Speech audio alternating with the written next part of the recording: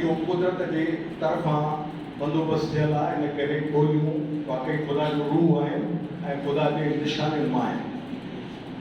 वमा अरसलनाका मिन रसूलिन इल्ला बिलिसानि क़ौमिही, असां कंहिं क़ौम ॾांहुं अहिड़ो पैगम्बर न मोकिलियो जेको उन जे ॿोलीअ में न हुजे, जेको उन जे लिसान में न हुजे। इहा ख़ुदा जी मशीयत आहे त ॿोलियूं क़ाइमु रहनि ऐं पैगम्बर उन्हनि जे ॿोलियुनि में मोकिलिया अथई।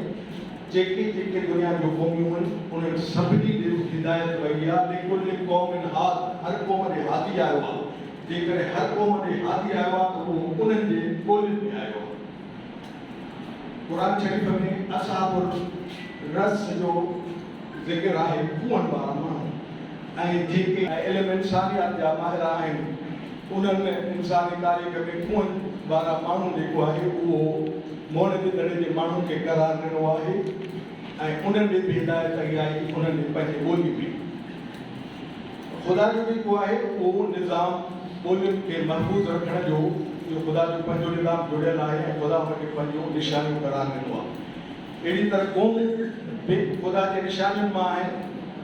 वजअलनाकुम शुअबन व क़बाइल लिताअरफ़ू, असां क़ौमूं ऐं क़बीला बणायासीं इन लाइ त क़ौमुनि जी शनाख़्त क़ाइमु रहे, क़ौमुनि जो तारुफ़ क़ाइमु रहे।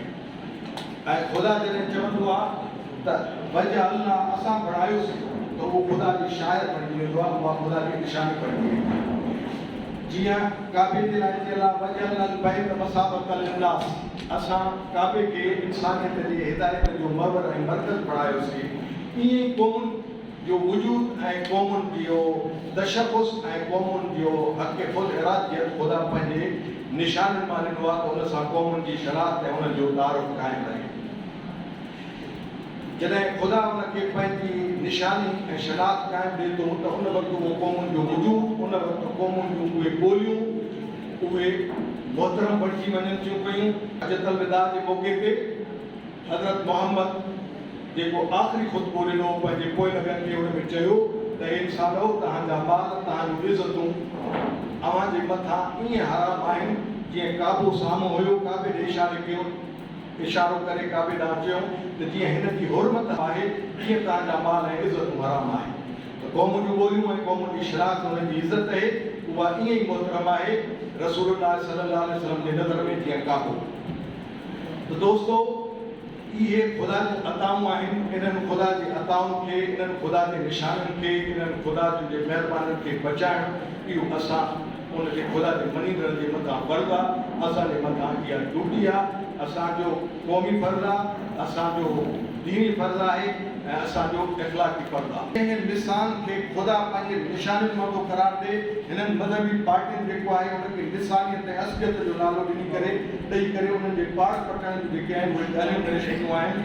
लेकिन अवाम जी अक्सरियत जेका ख़ुदा जी मशीयत आहे उनजी मशीयत सां गॾु रही आहे ऐं कॾहिं बि उन्हनि खे जेको आहे उहा वोट न ॾिनो आहे ऐं इक़्तिदार न ॾिनो आहे, सिर्फ़ु इन्हनि टपड़नि जे करे ऐं इन्हनि इन रुचत पसंदीअ जे करे, इन इहा ख़ुदा जी मशीयत जे मुखालिफ़ रवैयनि ऐं तरीक़नि जे करे।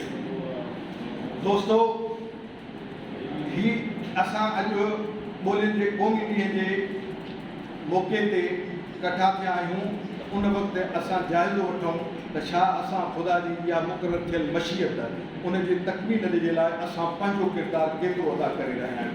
इन जो जेकॾहिं असां जाइज़ो वठी हिते उथूं ऐं पंहिंजे फ़र्ज़नि ऐं ज़िमेदारियुनि खे संभालण जी जेकॾहिं असां अहद कयूं त पोइ असांजो हिते इकठो थियणु ऐं ॿोलियुनि जा ॾींहं मल्हाइणु जेको आहे उहो असांजो सजायो थींदो।